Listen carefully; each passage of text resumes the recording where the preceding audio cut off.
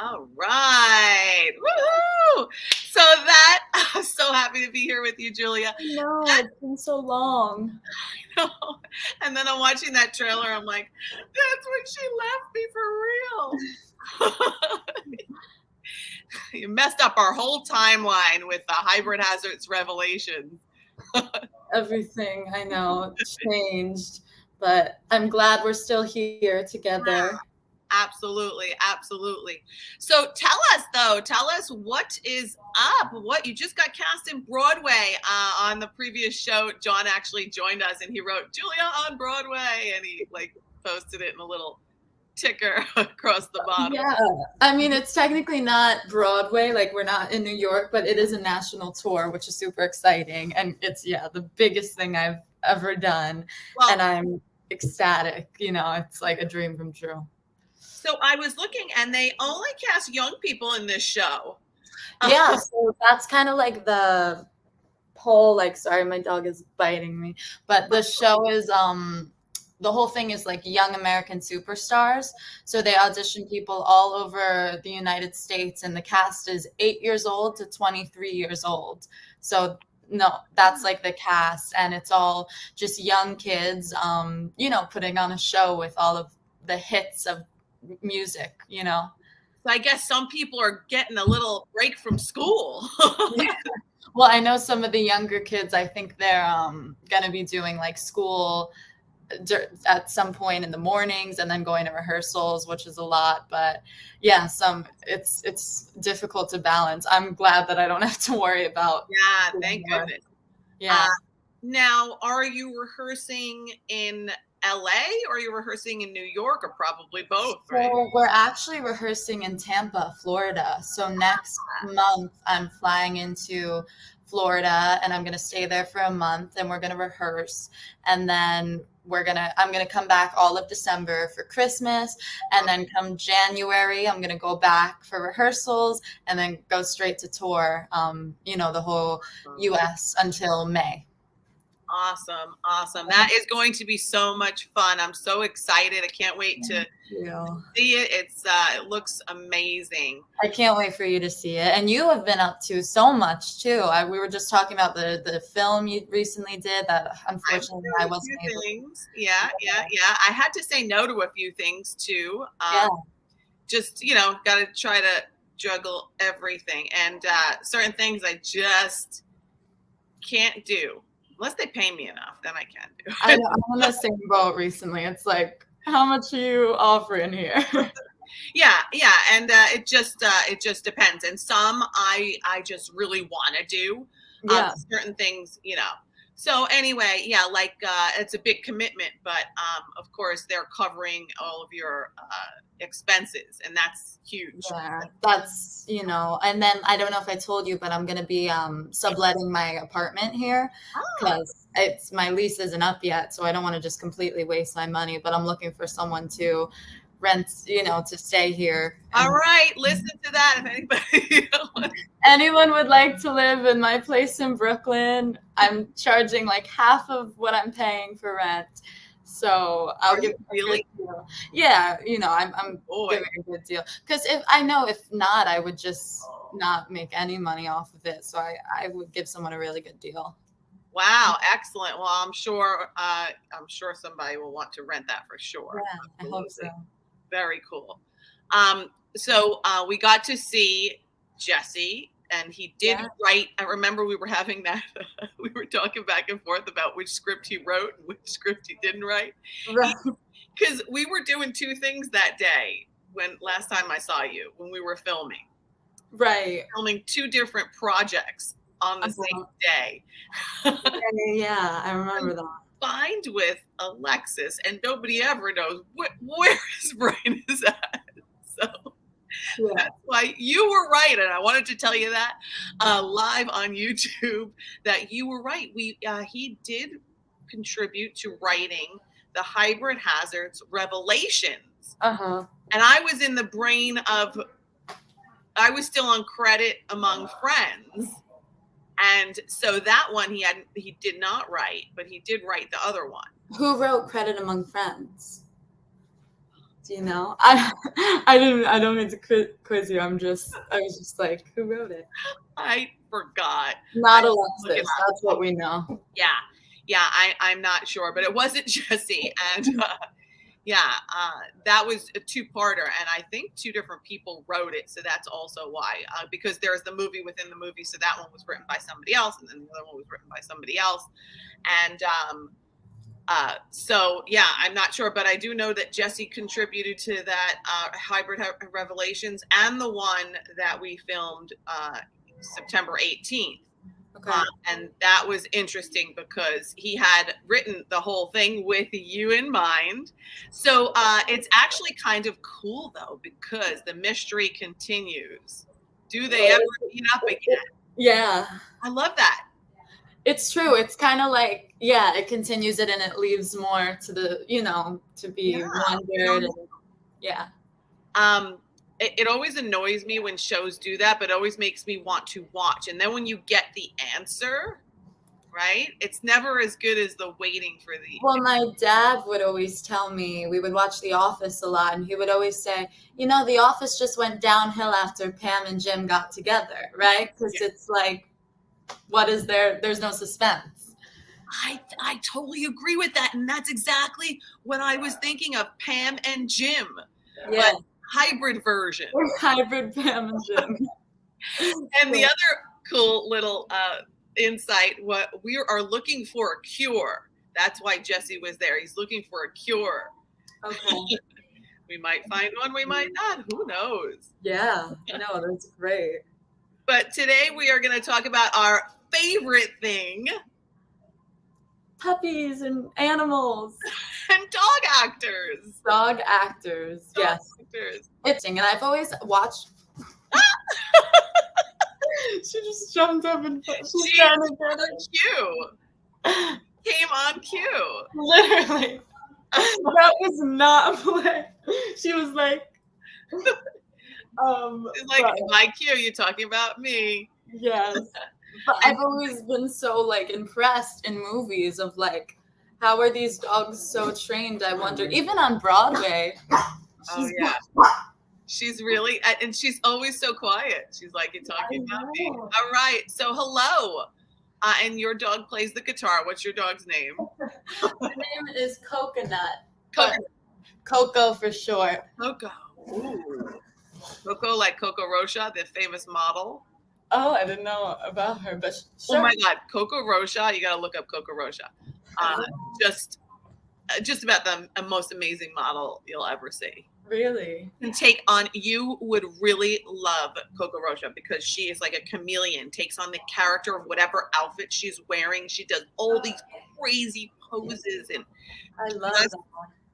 I'll write her down so I can look her up. Yeah, Coco Rocha goes from beauty queen to goth to elegant to just every character you can imagine, like all those crazy outfits with the crazy hairdos. And yeah, I love that. That's great. Yeah, so your dog's named after a famous model. Yeah, she's in such a playful mood right now. She's literally I see, and that is a terrier, a Yorkie. Yes, she's a Yorkie. Yorkie.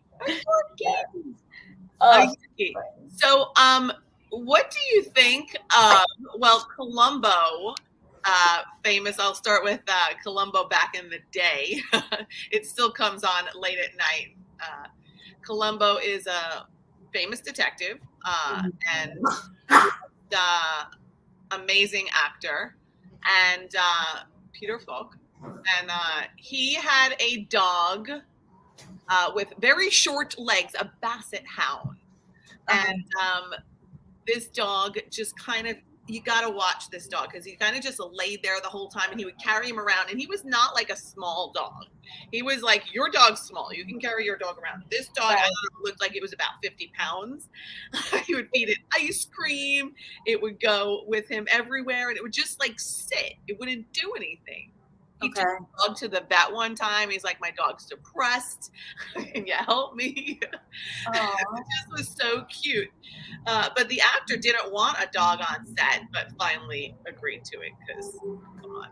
How do you say no to that, right? I always wonder too, sometimes, like, do they audition dogs? That's a good question. Can you imagine? Just like dogs lined up with their resumes. There was in a couple of auditions I saw come across some casting sites that I'm on. They did have, auditions, I guess auditions for you and your dog. One of them wanted a purebred show dog. So I was looking at this casting. I'm like, this is ridiculous. My dog will not listen on cue. But I was like, my dog's a show dog, like a trained show dog. I didn't know that. Oh, you didn't know that? No. Wait, is that, I met your mom's dogs, right? Those are siblings. Okay. Those were so cute. Those are siblings. They are Lhasa Apsos, and my mom's dog has like one eye is a different color than the other, so they can't be a show dog. They're not allowed to breed. We have to sign papers because his parents, the white one, is they are show dogs, and they won Westminster. Yeah. So my dog is a purebred show dog. And so I did. I was like, okay, I'm going to start taking pictures and apply to these castings and see if she is a show dog. I have yet to hear back, but Tabitha probably didn't have her tail up. Her name's Tabitha. She'll be in a show October 2nd. Yeah. Awesome. That's so cool. That's awesome. You should do like a dance routine with her or something.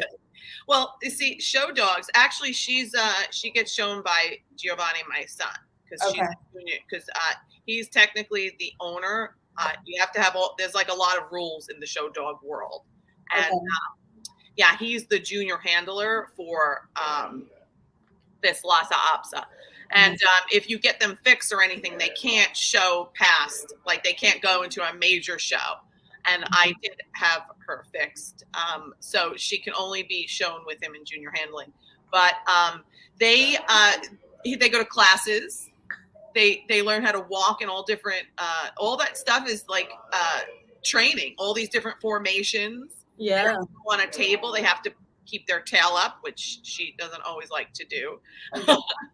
There's a lot of, so each week we still go to a class, not every week anymore, but we were going for, years. We were going to class every week to learn how to walk in a circle. And how do you train? Like, do you use treats or how does that work? How do you train them? Yeah, well, most people use treats. They have them in their pocket, and they, it's always positive reinforcement. Very strict. They have she's got like a vanity collar, like not collar, but it's a leash that you can kind of pull up, but you can get like them made for shows. It's like a whole thing. Yeah. So they have like a color scheme, like how we on Instagram will have a color scheme. You and me have Long Island Hustle color scheme. Each dog will have a color scheme. I learned all this from the owner, Laura, and she taught me everything. I just wanted a Lhasa, but it turned out that I wound up getting involved in the show dog world. Incredible, though. And it's so interesting. And there's such a crossover, I think, between, training for something like that. And it just made me think of, I don't know if you probably know the Broadway show Legally Blonde. Yes. Well, there's obviously, I was in Legally Blonde, and we didn't have a live bruiser who's like the Elle's dog. We had one of the other dogs in the show, but I know on Broadway, she has a dog that follows her around stage at some points, and I watched her doing an interview of how they train the dog, and she has treats in her pocket and cues, and the dog is so smart. And I don't understand how, my dog barks when she sees anyone. Imagine being in front of thousands of people and the dog is so calm. Yeah. Crazy. Definitely it takes a certain type of dog, but also a really good trainer. Really definitely. Good trainer. Oh yeah, definitely. And you have to start them young, but it's amazing. The owner of the Doggy U Academy, where my dog goes, is she trains the dogs to do everything from jump. They have agility training and all that stuff. And when you go to the dog shows, you start to really appreciate how much training goes into all this. And they definitely makes me think of Frasier had a Jack Russel Terrier, Yeah. And that dog would always kind of jump on cue and do all these cute little things on cue. Definitely very trained. And then this really gets me, the Magnum PIs, the dogs on Magnum PI, because they are like killers. Zeus and Apollo were their names, and they're Dobermans. Yeah. So like they're still animals. So it's kind of like you gotta be really have a good trainer, and you gotta really stay on point because they're animals. It's crazy. That also made me think of, I don't want to skew too off topic with what I'm going to say, but it's kind of relating. My dad was a police officer, and he always talks about the police dogs. Oh, yeah. And it's so fascinating to me, just like how trained they are. And they're literally trained, like they'll like rip someone apart if they smell a bomb, or if they smell, it's just insane, these dogs. And it's almost like there is a crossover between being trained for that or being trained for a show. And it's just, dogs are so smart, Yeah. Dogs are amazing. I want, in a perfect world, 10 dogs. I would be happy. Me too. I always say, like, I would want so many dogs if, like, I didn't have to take care of them. Like, if one day, if I'm ever famous, I want to just get a bunch of dogs and have, like, people to make sure they're being taken care of if I have a show or something. You will. We'll be the dog ladies instead of the cat ladies. The dog ladies. That'd be awesome. We could just get a huge mansion and just fill it with cute puppies. Yes. I mean, people do that, so why not? We'll be next. Absolutely. We'll be 101 Dalmatians, but without just only Dalmatians. All breeds. She's biting my hand. And then there was Lady and the Tramp. Okay. Right. Barbara Luddy as Lady, and that was a Cocker Spaniel. Okay. And Larry Roberts as the Tramp, and that was a mixed breed terrier. Oh, a little terrier. Yeah, and then the actor Bill Thomas, that was the Scottish Terrier, one of the neighbors. He was a voiceover in Donald Duck episodes. Oh, wow. Yeah, like these actors that play these voiceovers, like branching out to voiceovers. I mean, they are amazing. They could do all these different voices. I noticed too, it's the community, it's like a lot of people who, do one movie will do all the other movies for voiceovers. It's kind of the same people who could just do anything. Yeah, they're amazing at it. At it. It's just incredible. I just saw what was it? Marvel Comics. What was it called? My kids made me go watch that movie. I loved it with all the voiceovers and everything. What was it? The pet movie with the Marvel Comics when they were the pet. They saved the day. I don't know. Yeah, because you wouldn't go either, like me. But I went, and I loved it because of all the voiceovers. They were amazing characters. It was just incredible. So what is your favorite dog actor? Well, I mentioned earlier, I mean, that movie, what is it? A Dog's Life. Oh, yeah. Wait, is that the right movie? I think it's the movie. It's the movie where basically this dog's soul is like reincarnated into like multiple different dogs. Oh, and wow. It basically like finds its owner, if that makes sense. Like it passes away. Oh, yeah. Yeah, you have the right movie. Yeah, it keeps crossing paths with the owner. And it's, oh my gosh, I don't think I've ever cried more, for starters, in a movie. It's just That's why I did not want to see that. I'm too afraid I'm going to cry and cry. It's so beautiful. Yeah. But I think it's just such a great, I don't know, the dogs were literally like, they were like acting, like, because they were like, all had the same vibe and the same soul, even though they were completely different dogs. And those were real dogs. It was so emotional, and the amount of tricks they had to remember, it's crazy. Yeah, I feel like I've been avoiding that movie, and I hope it doesn't come on TV when I'm watching because that looks way too sad because they keep dying, right? and then they come back. But yeah, it's just like everyone. I saw it in a movie theater a few years ago, and everyone was sobbing. You know, it was rough, but it was beautiful. But a happy ending. Yeah, it was a happy ending. Yeah, and a great message. Yeah, just I really believe dog is a man's best friend, you know?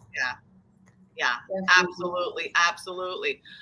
So what about, did you ever watch Clifford, the big red dog? Yes, I used to watch that all the time when I was a little girl, and now I know they made like a new spin-off, right? Yes, and that was a Giant Vizsla, and really Clifford was an unusual size. Like that Vizsla doesn't really get to that tall. They are only about 45, 60 pounds or so. I think Clifford broke the scale when they finally got him on a scale. So yeah, a little exaggeration there, which we love in cartoons. I love that. Yeah. Well, I felt like Lady and the Tramp was also very sad at certain points. And 101 Dalmatians too. Like these movies make, that's why I would never go see a dog's like I feel like anything with a dog is always sad at some point. And you know what else? Like anything that a dog dies in a movie, like I feel like a horrible person because I feel like when a human dies in a movie, I'm just like, damn. And then when a dog dies, I'm like, oh.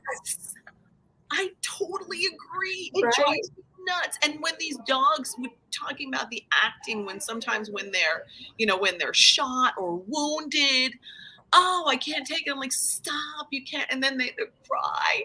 Actually, you know what I just thought of? You said wounded. You know, it's not a dog, but have you seen Narnia? No. What happened? Narnia. Spoiler alert. Narnia? Yes. Okay, well, that's such a good movie. I've always watched it as a kid, but I'm not going to spoil it. But there's this big, I guess the lead is a big lion.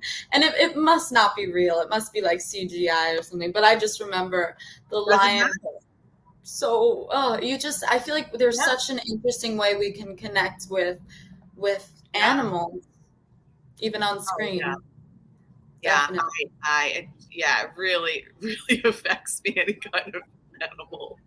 And I sometimes I'm like, I have to look up and make sure that the animals were okay and watch the credits. No animals were hurt in the making of this. Yeah. I actually get like so moved by it. I mean, even the cartoon 101 Dalmatians. I was like, this is. I know, it's just because they're just so sweet. Have you seen Silence of the Lambs? Yes, of course. Do you know the killer, like his little dog, Darla, the white dog that they put in the well at some point? I'm just trying to think of any other dogs. She's like attacking my hand right now. I see. She knows we're talking about her species. She knows. She's like that. She's excited. But there's so many, but I enjoy. Hello. I enjoy watching animals in movies, and they definitely move the plot along. And like you said, so trained and so much fun to watch. Yeah, I can't even get her to sit. She is so not trained. What? Oh, you gotta use your mean voice. Do you have one? You want to hear something? When I try to discipline her, and there have been times where if she does bite me or do something wrong, I'll say no, and I'll try to kind of yell at her and startle her, and she wags her tail. She thinks it's a game. When I'm being like loud, she's like, ooh, this is fun. She has no sense of discipline. Everything is just a big game to her. Because you're a pushover. Really You're exactly. Pushover. I always let her do whatever she wants, and it's too late. I feel like she's already, there's nothing I could do now, you know. It's not too late. It's not too late. Yeah, it's tough though. I'm like you, very, very difficult. I had a trainer come to the house at one point to try to train my dog because I just couldn't be that disciplinarian. But yeah, I've seen people and listen, I go to this doggy academy, and this lady can have the dogs, big dogs, no leashes, do all sorts of amazing stuff. You can definitely do it. Yeah, you just have to stay consistent. I am no one to talk. That's for sure. So before we go, would you be willing to do oldie but goodie poet translator improv game with me? Of course I would. I was hoping we could do some improv. I would love that. Because I didn't say it before we went on. That's because we really didn't have any time. But do you want to be, how about you be the translator this time? And I'll be the gibberish person. So yeah, definitely. So I'll do the gibberish and you will translate. She's like never bothered me to this extent. And our topic could be doggies. Whatever you want. Inspired by a dog's life. Inspired by a dog's life. I'm gonna have to keep on that laugh or she'll try to jump. Okay. All right. Here we go. So that's our inspiration. That's our title. A dog's life. That'll be our title. Okay. Ready? Mm-hmm. I haven't done this in a really long time. So it's like a monologue, essentially, right? Yeah. And then, just we'll go with it. So you're going to translate what I'm saying, basically. Okay.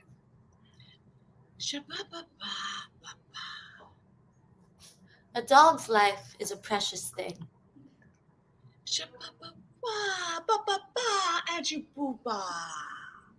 And we need to respect and honor the life of these precious animals.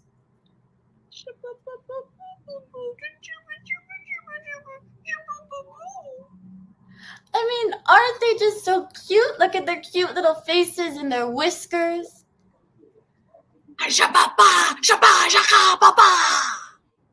And if anyone tries to hurt an animal, I will come for you.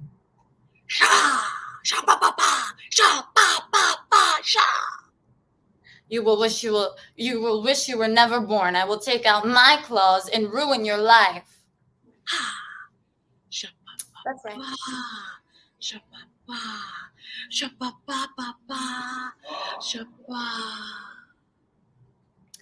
The other night, I watched my dog fall asleep, and it was the cutest thing I've ever seen.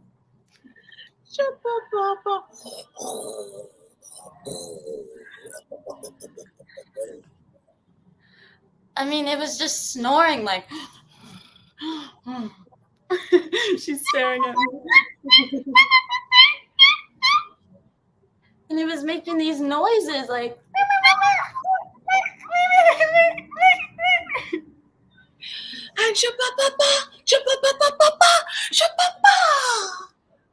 And that's why I'd like to audition my dog to be in The Lion King.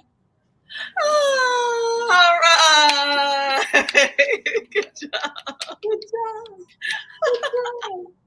All right. Thank you so much, Julia. That was so much fun. Before we go, just quickly, I know you have an album coming out, so why don't you let everybody know where they can find that? Definitely. I have a new song coming out October 1st. It's like my first pop club song. I love this song. Yeah, I know. Stephanie's like one of the only people who's ever heard it. She's got the inside scoop. But October 1st, it's going to be out on Spotify, Apple Music. You could just look it up under Julia Davo, and you could find it on my Instagram as well. So I hope you guys like it. Awesome. Look it up, guys. All right. Until next time. Until next time. I'll see you soon. Bye. Say bye, Coco.